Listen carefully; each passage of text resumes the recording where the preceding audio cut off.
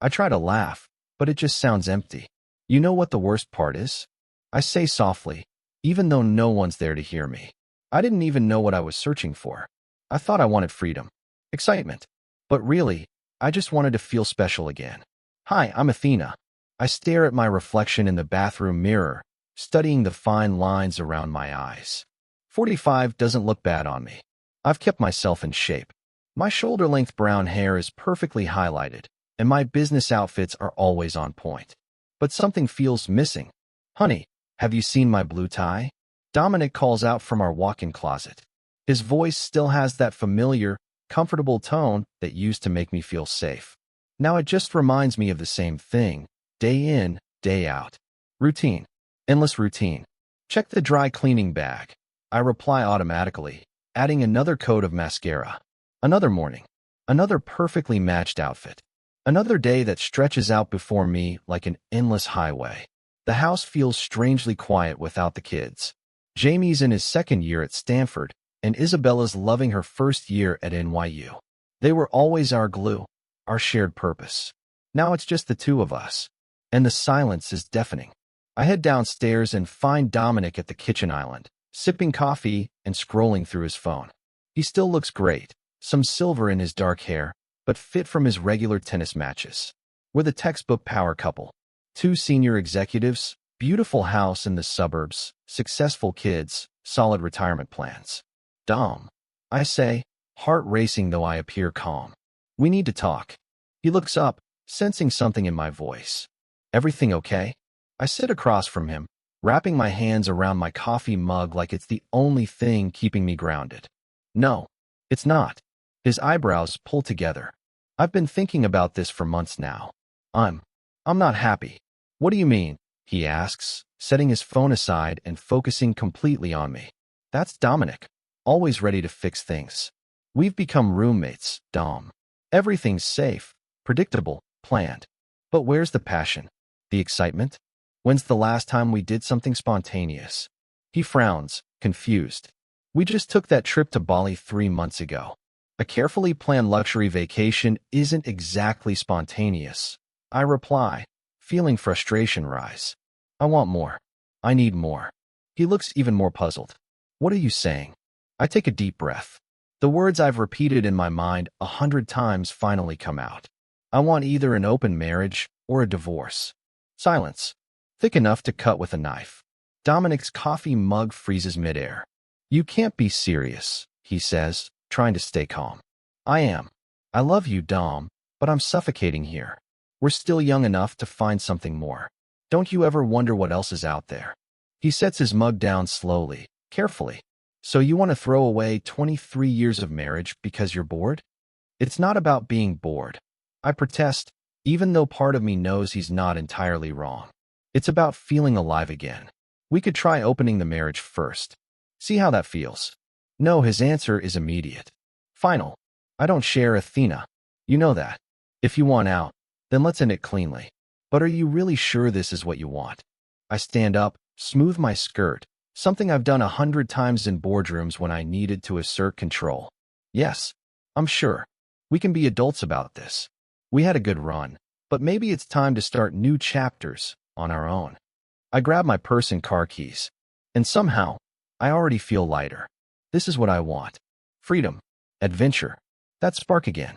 If only I had known back then what that freedom would truly cost. Now, let's hear Dominic's side of the story. I've always been a practical man. 23 years of marriage taught me that romance needs a solid dose of realism to survive. So when Athena dropped her bombshell, open marriage or divorce, I didn't fall apart. I decided she needed a reality check. A week later, we met at Luigi's, our regular Friday dinner spot. I spent those 7 days doing my homework, talking to divorced friends, reading stats on dating after 40. Not because I wanted to fix our marriage, she'd already killed that. But someone had to bring her back to reality. You really sure about this? I asked, watching her sip her usual Pinot Grigio. She looked confident, maybe even smug. That new red dress, the way she held herself. I knew that look from the boardroom. She thought she held all the cards. Absolutely. Athena said, tracing the rim of her wine glass with her manicured fingers. D. There's a whole world out there. We're attractive, successful. Why shouldn't we explore it? I leaned back, loosening my tie. Let's talk about that world you're so eager to explore. Did you know the dating pool for women over 40 shrinks by around 70% compared to their 30s? She laughed, one of those little chuckles she uses when she thinks someone's being ridiculous. Please. I get checked out by younger guys all the time at the gym. Just last week. Looking isn't dating. I'm telling you, hookups aren't relationships, I said, cutting her off. Just because a guy will sleep with you doesn't mean he wants to build a life with you. And I've talked to enough divorced friends to know there's a big difference. You're just trying to scare me, she said. But I caught that slight hesitation in her voice. I'm trying to prepare you, I replied, leaning forward. You think being a successful woman in your 40s gives you an edge? Sure, in business, but not in dating. Guys our age are either married or chasing women in their 20s. The ones still available usually come with enough baggage to fill a jumbo jet. I paused, then added bluntly, let's be real. If I've got money, I'll buy a new Ferrari, not a used Honda Civic. Athena straightened up, falling into her signature power stance. Well then, I'll date younger men, she said coolly. I'm fit, I'm financially independent. And you'll be competing with women 15 years younger who want the same man, I interrupted. Look, I'm not saying you can't find someone. But this fantasy where men are lining up for you, that's not how it works. You've clearly thought about this, she shot back sarcastically. Worried about your own chances? I laughed. Sweetheart, I'm a man in my 40s.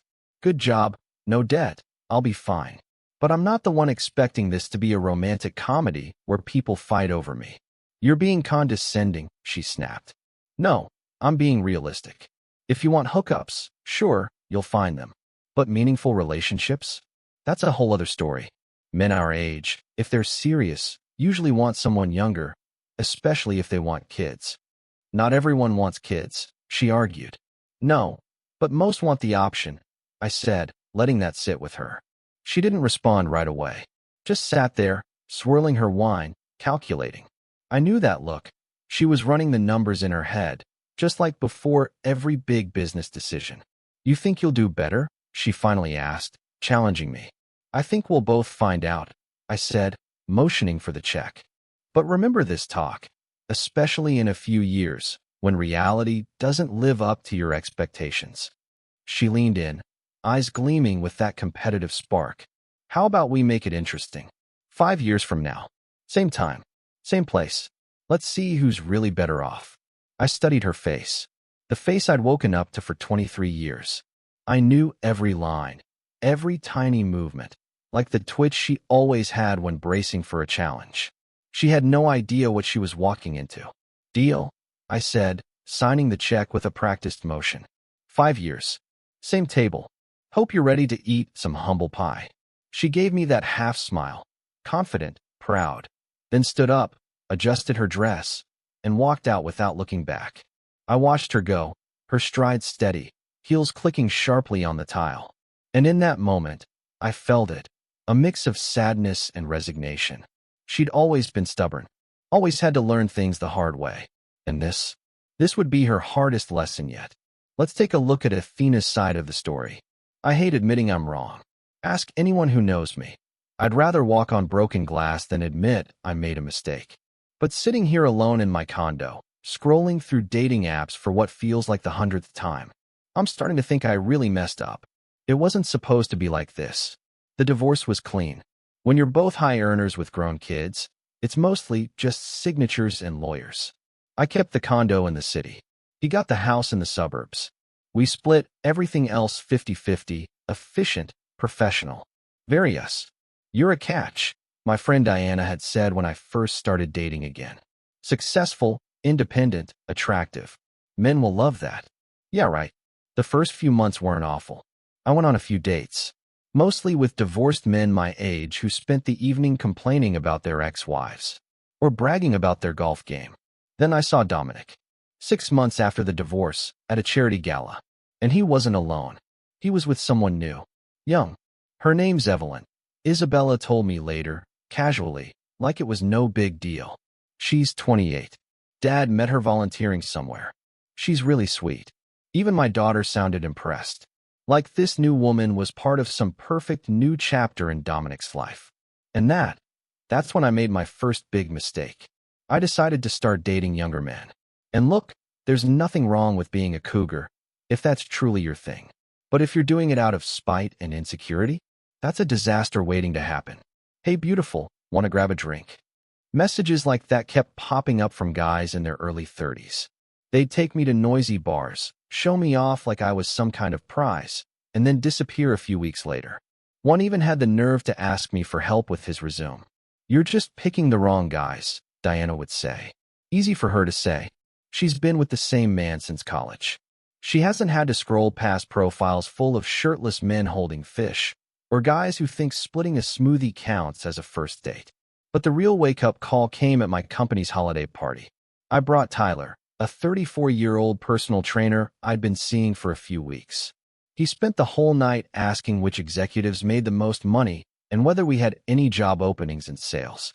The next morning, my assistant hovered in my doorway, visibly uncomfortable.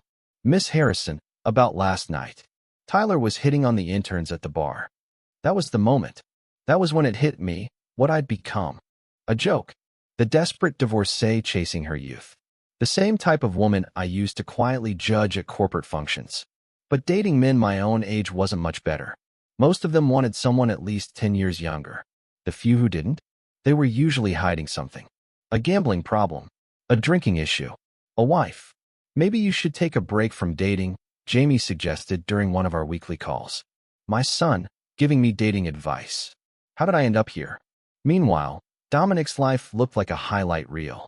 Social media showed him traveling, volunteering, staying fit. Photos with Evelyn and her daughter, at basketball games, school events, family trips. They got married last month. Isabella showed me pictures from the wedding. They looked radiant. And that's when I made my second big mistake. I've started therapy recently. Dr. Cohen says I'm on a journey of self-discovery. Nice phrase for cleaning up a mess of your own making. What were you really looking for when you ended your marriage? She asked in our last session. I didn't have an answer then. I still don't. Adventure? Passion? Freedom?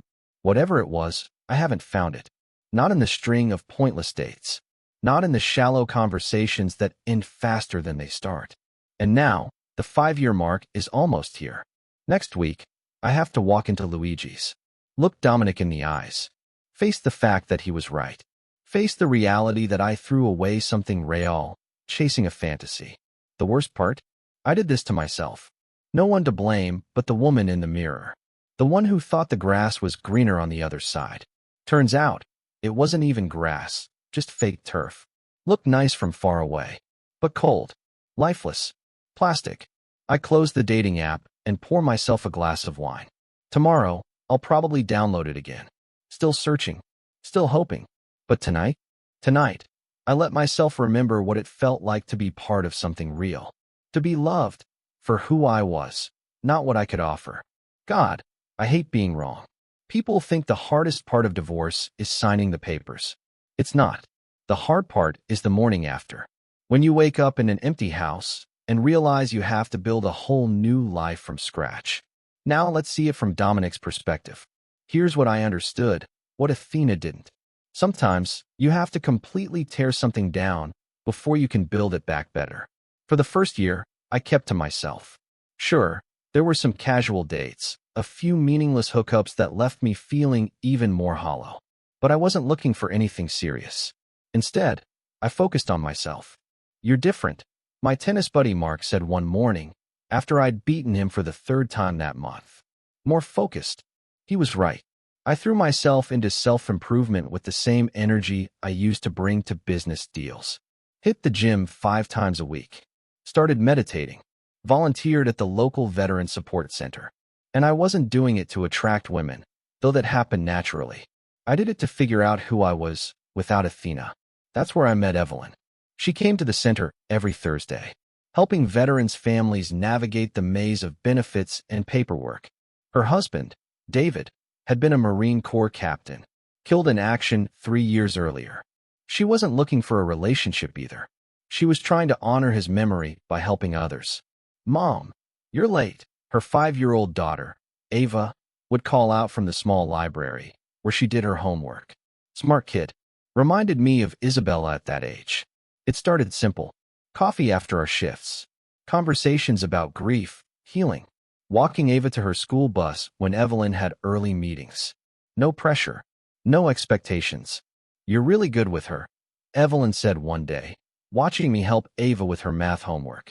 I miss having a kid around, I admitted. Mine are grown now. 3 months turned into 6. 6 became a year. Somewhere along the way, that casual friendship with Evelyn turned into something more. She understood loss in a way most people never will. Not just the pain of death, but the loss of a future you thought you'd have.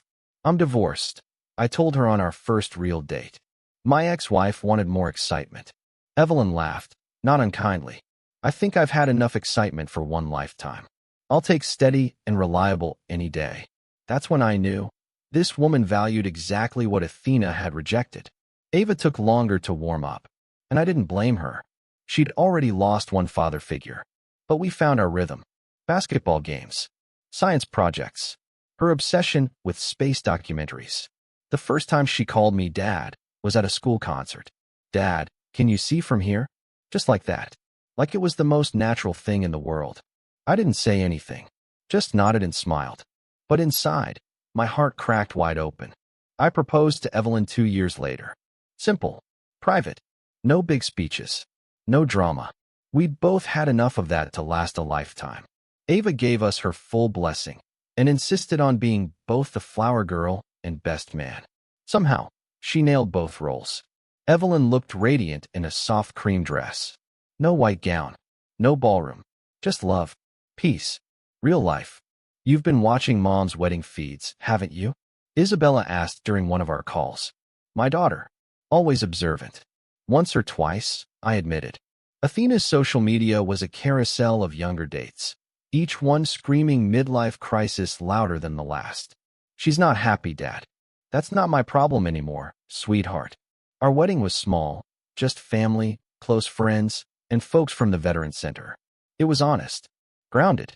One evening, Evelyn and I sat curled up on the porch swing. Think your ex will show up to that 5-year meeting? She asked.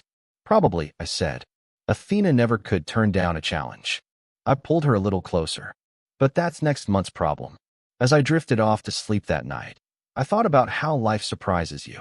5 years ago, I thought happiness had walked out the door with Athena. Now I realize that door had to close so another could open. Not more excitement. Not more drama. Just something real. The kind of love that builds you up instead of breaking you down. Now let's return to Athena's side of the story. Sometimes, freedom doesn't mean breaking away. Sometimes, it means finding the right place to anchor yourself. 5 years. 1,825 days since I blew up my marriage. And now, I'm standing outside Luigi's.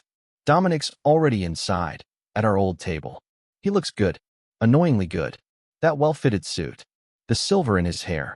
It makes him look distinguished, not older. My hands tremble as I check my reflection in the phone screen. I've aged too, though I fought it with Botox, personal trainers, the whole arsenal. Still attractive. Still successful. Still alone. The universe has a cruel sense of humor. Mrs. Harrison, the hostess, smiles. Miss Harrison, I correct gently. I guess everyone knows my story by now. Dominic stands as I approach, ever the gentleman.